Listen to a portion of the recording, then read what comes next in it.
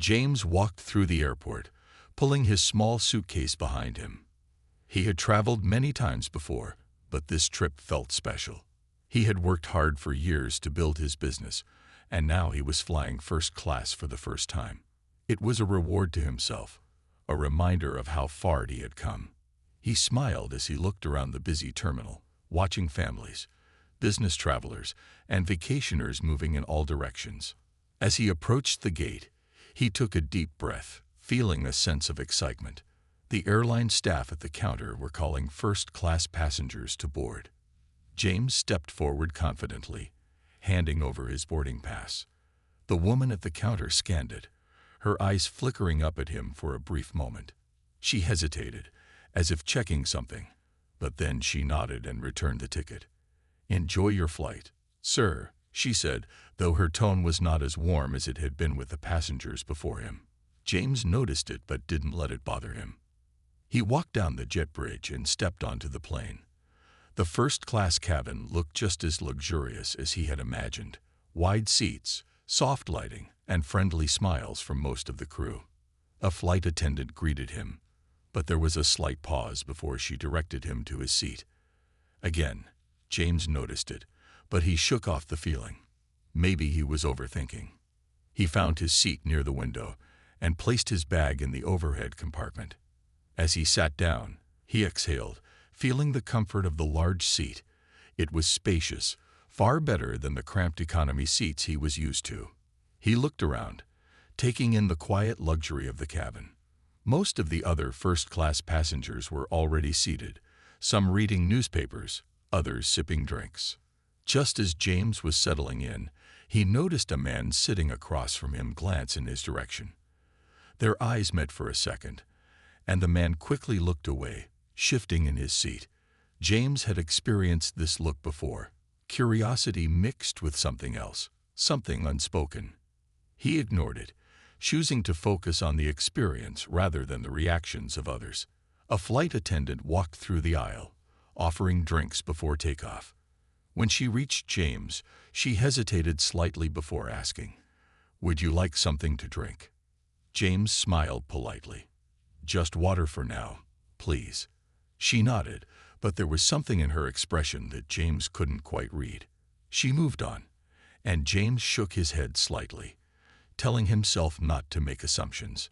Just then, an older man seated a few rows ahead spoke to a flight attendant. His voice wasn't loud, but James could hear him clearly.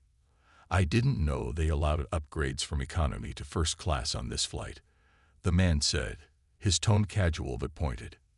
James felt his stomach tighten slightly. He knew exactly what the man meant. He wasn't asking a genuine question. He was making an assumption. James didn't react. He had dealt with moments like this before. Instead of responding, he took out his phone and checked the time. The flight would be taking off soon, and he just wanted to relax. But before he could, a flight attendant approached him again. This time, she had a serious expression. "Sir, can I see your boarding pass again?" she asked. James frowned slightly, but he remained calm. "Of course," he said, reaching into his pocket and handing it over. She took the ticket and looked at it for a long moment, her eyes scanning the details. Then she looked back at him. "Are you sure this is your seat?" she asked, her voice polite but firm. James raised an eyebrow. "Yes, I'm sure. That's my name on the ticket." The people around him began to shift in their seats, sensing a situation unfolding. James noticed the man across from him watching closely, and the older gentleman from earlier had suddenly taken an interest in the exchange. The flight attendant still didn't hand back the ticket. Instead, she pursed her lips and said, "I'll be right back." She walked away, leaving James sitting there with a sinking feeling in his chest. He had boarded like everyone else, handed over his ticket like everyone else, and taken his seat like everyone else. So why did it feel like he was being questioned more than anyone else? He glanced out the window, hoping that this was just a misunderstanding that would pass quickly. But something in his gut told him this was only the beginning. James sat quietly in his first-class seat, his fingers tapping lightly on the armrest. The flight attendant had taken his ticket and walked away, leaving him with a strange feeling in his chest. He had traveled many times before, but something about this situation felt different. He glanced around, noticing how a few passengers were now watching him. Some were pretending not to be interested, but their eyes kept drifting in his direction. A few minutes passed, and James tried to stay calm. Maybe the flight attendant was just double-checking something, and everything would be fine. He leaned back in his seat, taking a deep breath. But before he could fully relax, the flight attendant returned. This time, she had another crew member with her, a man with a stiff posture and a serious face. "Sir, can you please come with us for a moment?"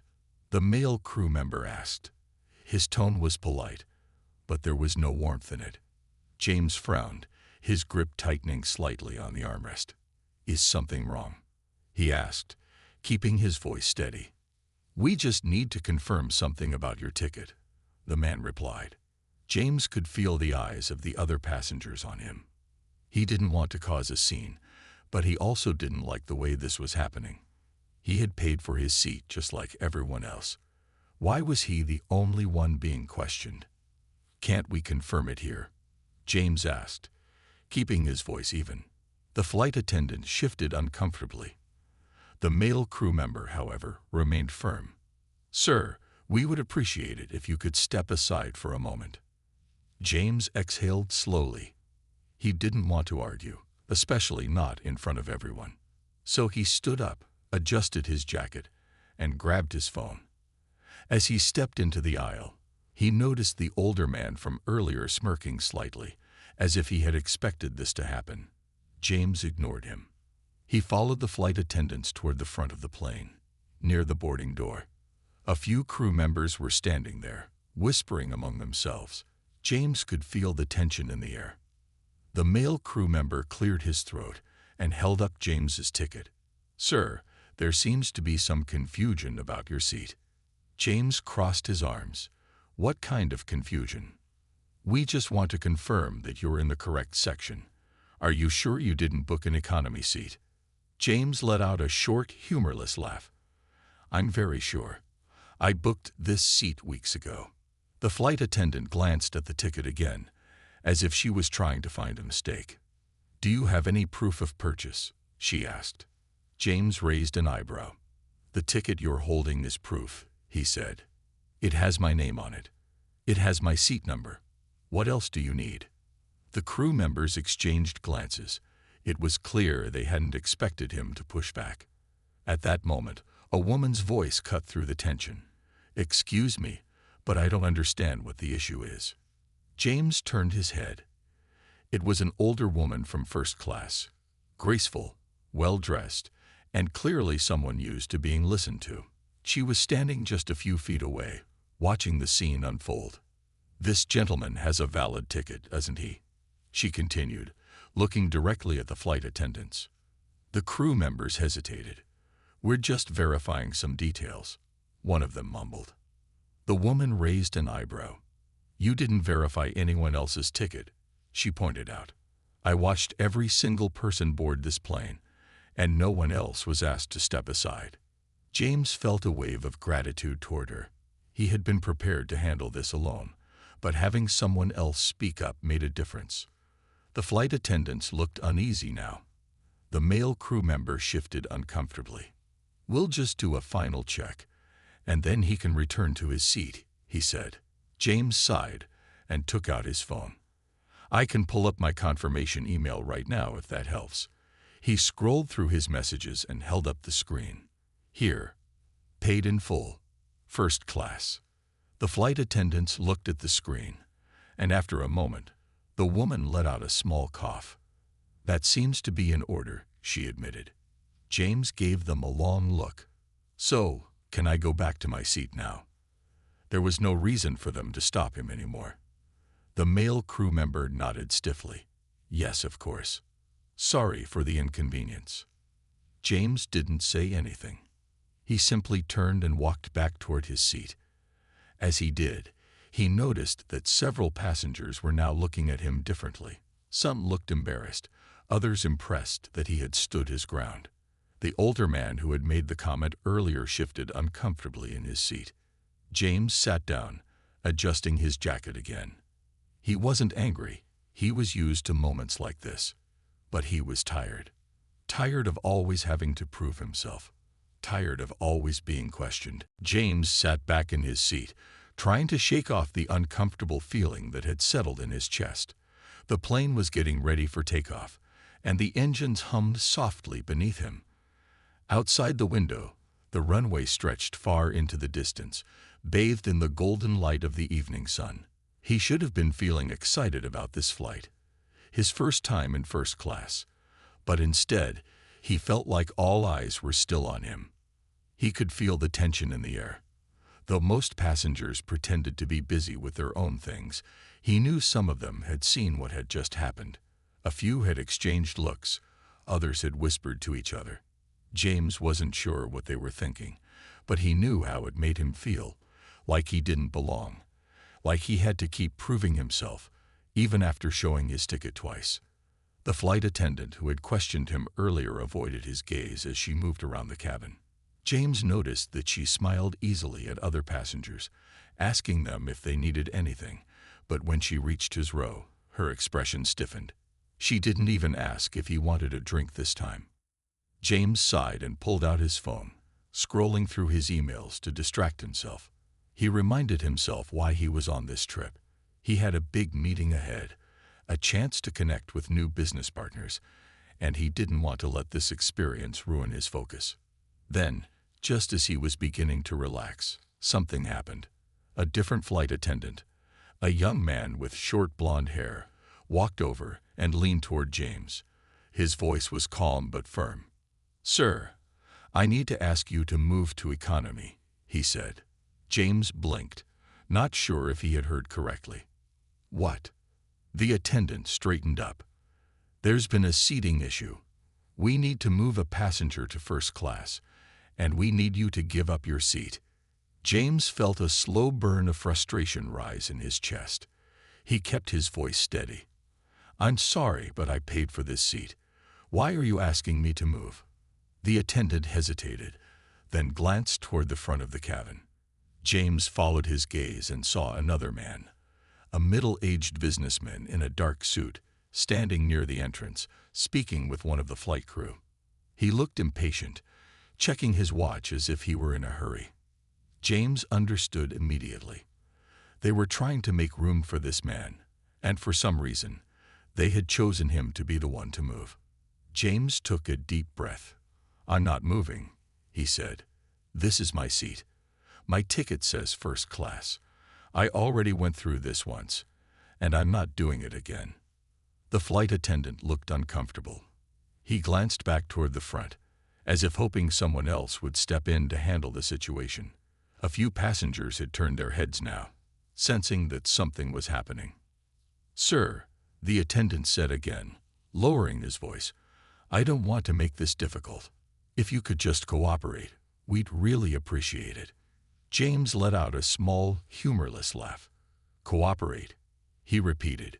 "You're asking me to move from the seat I paid for, after already questioning if I belong here. And now you want me to just agree." The attendant shifted uncomfortably. "It's just a mistake in seating arrangements," he tried to explain. James shook his head. "No, it's not. It's a mistake that keeps happening to me, over and over again." His voice was calm, but the frustration behind it was clear. The passengers around him were fully watching now. Some looked embarrassed. Others looked interested, as if they were waiting to see what would happen next. The older woman who had spoken up earlier narrowed her eyes at the flight attendant. "This is unacceptable," she said suddenly, loud enough for everyone to hear. "He has a ticket. He has a seat. Why is he being asked to move?" The flight attendant hesitated, clearly realizing that this was turning into something bigger. The businessman waiting at the front of the cabin looked annoyed, as if he didn't like being kept waiting. James crossed his arms. "I'm not going anywhere," he said again, his voice firm. The flight attendant sighed, looking unsure. "I need to check with my supervisor," he mumbled before walking away quickly. James watched him go, then turned his gaze toward the older woman who had spoken up. She gave him a small nod, as if telling him to stay strong. The tension in the cabin was thick now. Passengers whispered to each other. Some had pulled out their phones, possibly recording. James clenched his jaw. He hadn't wanted this attention, but he wasn't about to let himself be pushed around. He had worked hard to be here. He wasn't going to let anyone take that away from him. And something told him this wasn't over yet. James sat still, his fingers gripping the armrest as the flight attendant hurried away. His heart was steady, but he could feel the weight of the moment pressing down on him. He had paid for this seat. He had every right to be here. And yet, they were trying to move him. Again. The businessman standing near the front of the cabin sighed and shook his head, clearly frustrated by the delay. He checked his watch again, then leaned toward another flight attendant. James couldn't hear what was being said, but he could guess. The other passengers in first class had noticed everything by now. Some were pretending not to look, but James could see them stealing glances. A few were whispering quietly, while others sat stiffly, as if they didn't want to get involved. But there was one person who wasn't staying quiet, the older woman who had spoken up earlier. She looked around at the other passengers, her face full of disappointment. Then, in a clear, firm voice, she said, "This isn't right, and everyone here knows it." Her words cut through the silence like a sharp knife.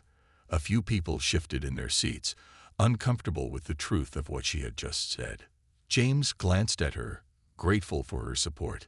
He didn't know her, but she had been the only person willing to stand up and say something. A few minutes later, the flight attendant returned. This time, she wasn't alone. A supervisor had joined her, a tall man with a neatly pressed uniform and a serious expression. "Sir," the supervisor began, his voice polite but firm, "I understand there's been some confusion about your seat." James leaned back slightly. "There's no confusion on my end," he said. "I booked this seat. I checked in properly. I showed my ticket twice. The only confusion seems to be on your side." The supervisor pressed his lips together, looking slightly uncomfortable. "We have a passenger who was supposed to be seated in first class," he explained. "There was an error in the system, and now we're trying to correct it." James narrowed his eyes. "And you want me to move to economy to fix your mistake?" The supervisor hesitated. "We would really appreciate your cooperation," he said. James let out a slow breath. "No," he said simply. The supervisor blinked, clearly not expecting such a firm response. "Excuse me." James sat up straighter. "I said no. I paid for this seat. I'm not moving." The businessman at the front of the cabin crossed his arms, clearly growing impatient. "This is ridiculous," he muttered under his breath. James heard him, but ignored it. The older woman spoke again. "If you need an extra seat in first class, why not ask for a volunteer instead of forcing this gentleman to move?"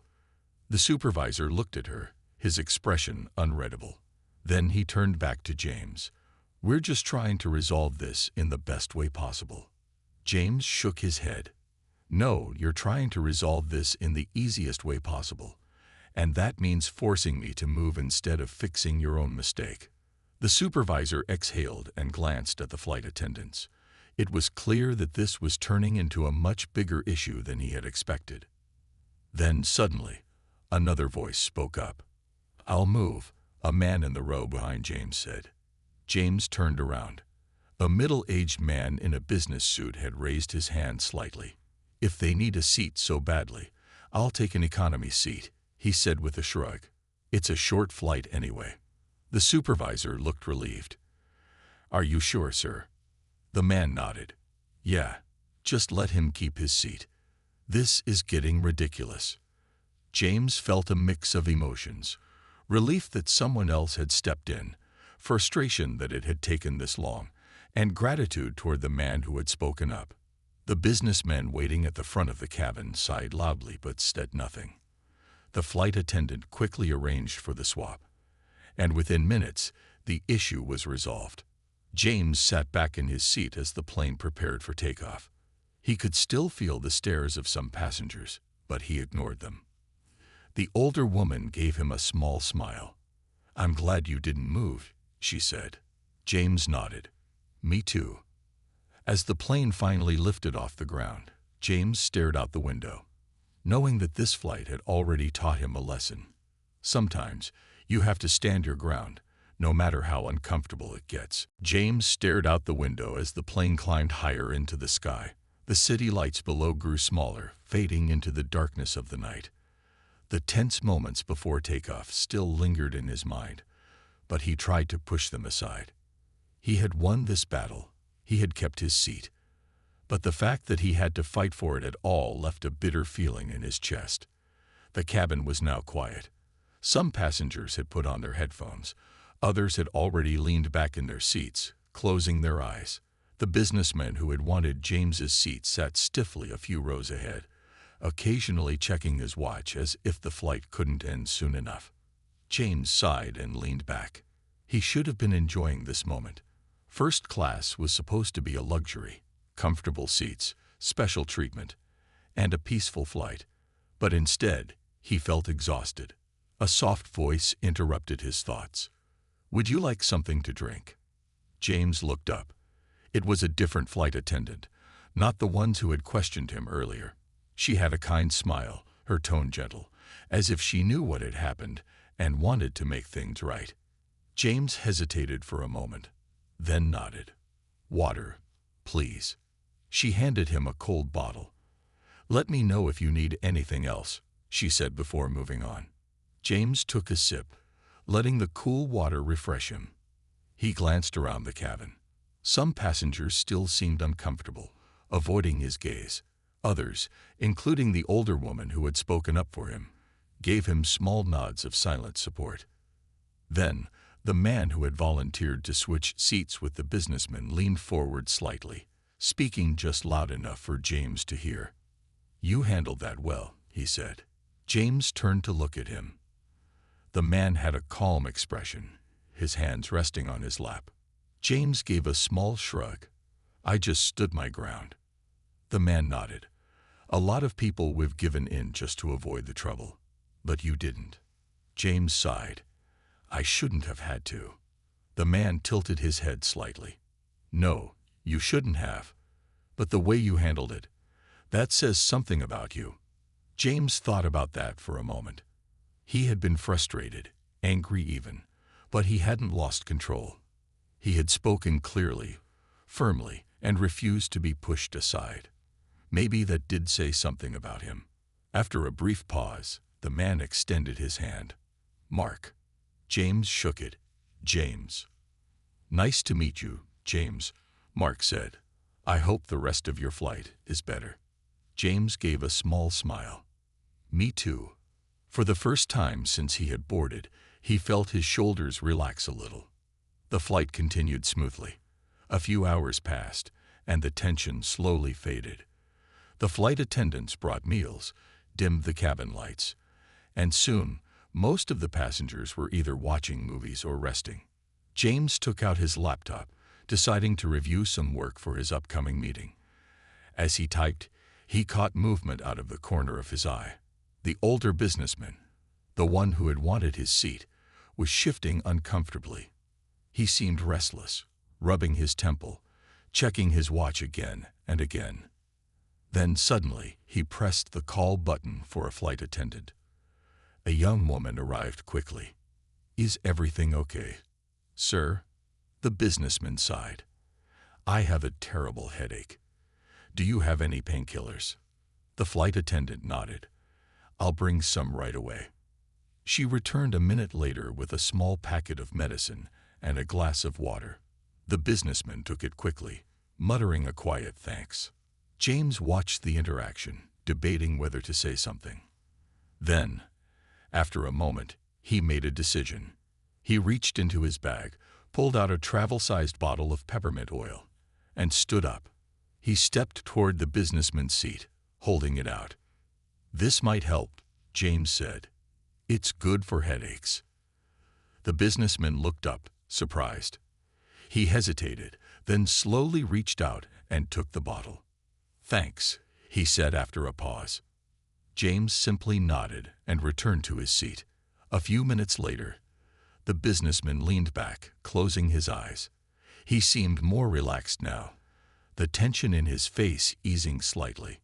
James didn't expect a thank you. He didn't need one. He just wanted to prove something, not to the businessman, but to himself. No matter how people treated him, no matter how unfair things seemed, he would always choose to act with kindness. And that, he decided, was his real victory. James leaned back in his seat, watching the dimly lit cabin. Most passengers were either sleeping or quietly watching their screens.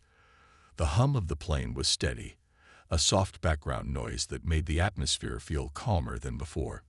He glanced toward the businessman who had tried to take his seat earlier. The man now looked more relaxed, his eyes closed as he rested.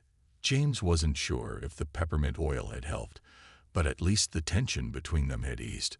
James sighed and checked the time. A few more hours to go before landing. He tried to focus on his laptop, but his mind kept going back to everything that had happened since he boarded the plane. The questioning, the demand to move, the quiet stares. It was a situation he had faced too many times before. But this time, something had been different. He hadn't been alone. The older woman had spoken up for him. Mark had supported him. And even though it had taken a while, someone had stepped in to switch seats, proving that not everyone stayed silent in moments like these. James closed his laptop, deciding to rest for a bit. Just as he was getting comfortable, a soft voice spoke beside him. "Excuse me." James turned his head. It was the same flight attendant who had avoided eye contact with him earlier, the one who had questioned his seat. Now she looked unsure, as if she was trying to find the right words. "I just wanted to check if you need anything," she said. James raised an eyebrow. "I'm fine, thanks." She hesitated for a moment, then added, "And I wanted to apologize." James sat up slightly. This was unexpected. For earlier, she continued, shifting uncomfortably. "I shouldn't have assumed anything about your seat. It wasn't right." James studied her face. She looked genuinely regretful, not just saying it because she had to. After a moment, he nodded. "I appreciate that." She gave him a small, relieved smile before walking away. James exhaled slowly. It wasn't much, but it was something. An acknowledgement. A moment of growth. As he settled back into his seat, the businessman stirred. He blinked a few times before looking at James. For a second, he seemed hesitant, as if debating whether to say something. Then, with a sigh, he spoke. "That stuff you gave me, it actually helped." James gave a small nod. "Glad to hear that." The businessman was silent for a moment, then rubbed the back of his neck. "Look, about earlier." He paused, choosing his words carefully. "I was in a rush.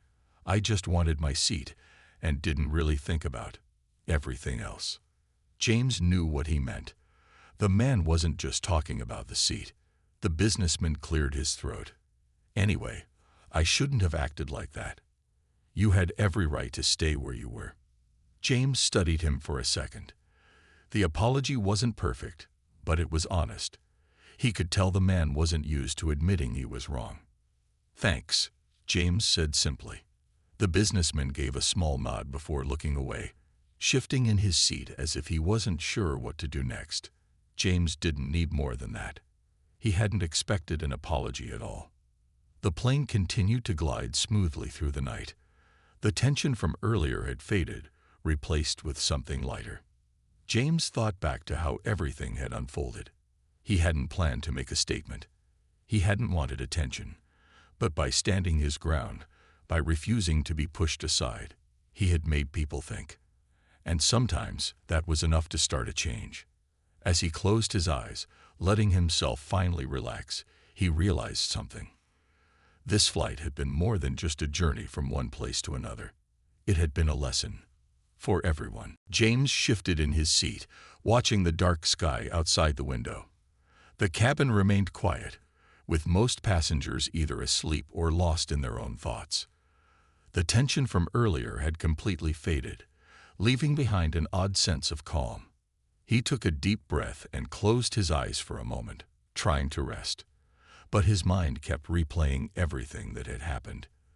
The confrontation, the quiet stares, the businessman's unexpected apology, even the flight attendant's hesitant words. It had been a long journey, both physically and mentally. But now it felt like something had shifted, not just in the situation, but in the people around him. A soft voice interrupted his thoughts. "Excuse me." James opened his eyes and turned to see the older woman who had stood up for him earlier. She was leaning slightly toward him, her expression warm. "I just wanted to say that I admire how you handled everything back there," she said. "You could have reacted with anger, but you didn't. You stood your ground with dignity." James gave a small smile. "I didn't see another option." She nodded. "That's what makes it even more impressive. Some people would have given up just to avoid the trouble." James glanced around the cabin. "I almost did," he admitted. "I was tired. I didn't want to argue. But then I thought, why should I be the one to move when I did nothing wrong?" The woman smiled. "Exactly. And you didn't just stand up for yourself. You made people think. That's important." James thought about that. He hadn't planned to make a statement. He had only wanted to sit in the seat he paid for. But somehow, this small moment had turned into something bigger. The woman reached into her bag and pulled out a small notebook. She flipped through a few pages before tearing one out and handing it to him. "My name is Margaret," she said. "I run a small organization that works on fairness in public spaces. I think your story is something people should hear." James looked down at the paper. It had her name, a website, and a contact number. "I don't know if you'd be interested," she continued, "but if you ever want to share your experience or talk more about this, I'd love to hear from you." James hesitated for a moment, then took the paper. "Thank you," he said. "I'll think about it." Margaret gave a knowing smile. "No pressure. But just remember, what happened today wasn't just about you. It's about how people see each other, how they react in difficult moments. And sometimes, stories like this need to be told." James nodded slowly.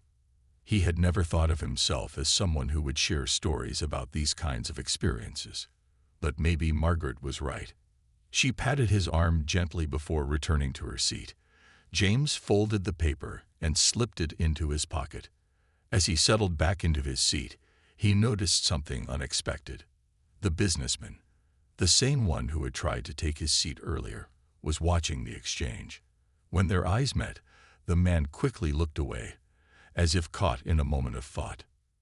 James wasn't sure what to make of that. Had the man overheard? Was he reflecting on his own actions? Whatever it was, James let it be. People changed in their own time. A few minutes later, a different flight attendant arrived with a tray. "Mr. James, we have a special dessert for you," she said with a polite smile. James raised an eyebrow. "Special dessert?" The flight attendant nodded. "The crew wanted to apologize for earlier. We appreciate your patience and understanding." James looked down at the small plate, a slice of rich chocolate cake, neatly placed with a drizzle of caramel. He couldn't help but smile. "Thank you." The flight attendant gave a small nod before walking away. James took a bite of the cake, the sweetness filling his mouth. It wasn't about the dessert. It was about the effort, the acknowledgement, the understanding that something had been wrong and someone had tried to make it right. He glanced around the cabin once more. Some passengers were still pretending they hadn't noticed what had happened. Others, like Margaret and Mark, had stepped up in small ways. And then there were those, like the businessman, who were still processing everything. Change didn't happen all at once, but sometimes all it took was one moment to make people think. James didn't know if this flight would change anyone permanently, but he did know one thing. He had stayed true to himself, and that, he realized, was enough. As the plane continued its journey, James stared out the window, watching the first hints of morning light break through the clouds. The dark sky slowly turned into soft shades of orange and pink, signaling that they were getting closer to their destination. The events of the flight still lingered in his mind, but for the first time since boarding, he felt at peace. The tension had faded, and while the experience had been frustrating, it had also revealed something important. People had surprised him, not just in the way some had doubted him, but also in the way others had stepped up. Margaret had spoken out. Mark had offered support. Even the flight attendants, though late, had acknowledged their mistake. And the businessman. James wasn't sure, but he sensed that something in him had shifted, even if just a little. James stretched his arms and took a deep breath. He had spent too much time thinking about what had gone wrong. Now it was time to focus on what came next. A voice came over the intercom, bringing him out of his thoughts. "Ladies and gentlemen, we are beginning our descent. Please fasten your seatbelts as we prepare for landing." Passengers around him started stirring, adjusting their seats, and preparing for arrival. James buckled his seatbelt and glanced around the cabin one last time. The businessman caught his eye again. This time, instead of quickly looking away, the man gave a small nod, almost unnoticeable, but James saw it. It wasn't a grand gesture, but it was something. As the plane descended, James felt the familiar pressure in his ears. He swallowed and focused on the view outside. The city below came into focus. Tall buildings, winding roads, and tiny moving cars that looked like toys from this height. The plane touched down smoothly, rolling along the runway before coming to a slow stop. A few passengers clapped softly, relieved to have landed safely. The seatbelt sign turned off, and people immediately reached for their bags, eager to get off. James remained seated, letting the rush pass. He had no reason to hurry. As he stood up and grabbed his carry-on, he noticed Margaret approaching him. "It was nice meeting you, James," she said warmly. "I meant what I said earlier. You handled everything with grace." James smiled. "Thank you, Margaret. And thanks for speaking up back there." She nodded. Sometimes, people just need a little reminder to do the right thing. Mark, who had also been gathering his things, turned to James and extended his hand. "Safe travels, man. Keep being who you are." James shook his hand firmly. "You too." As he started walking toward the exit, he felt a tap on his shoulder. He turned to see the businessman standing there, looking slightly uncomfortable. For a moment, the man hesitated. Then he took a deep breath. "Listen, I just wanted to say, I wasn't fair to you earlier, and I've been thinking about it." James waited, giving him space to continue. The man sighed. "I shouldn't have assumed things. I shouldn't have treated you that way. I was wrong." James studied him for a second, then nodded. "I appreciate you saying that." The man cleared his throat and shifted his bag. "Safe travels." "You too," James replied. And just like that, the man walked away. James exhaled, feeling a strange sense of closure. Maybe the man would go back to his usual life. Maybe he wouldn't change much. But at least for one moment, he had been forced to see things differently. James stepped off the plane, feeling the fresh airport air hit his face. As he walked through the terminal, he saw other passengers moving in different directions, each heading toward their own destinations. He pulled Margaret's note from his pocket and looked at it again. Maybe he would reach out. Maybe he wouldn't. But one thing was certain, he wasn't going to forget this flight. As he headed toward baggage claim, James smiled to himself. Some journeys changed more than just locations.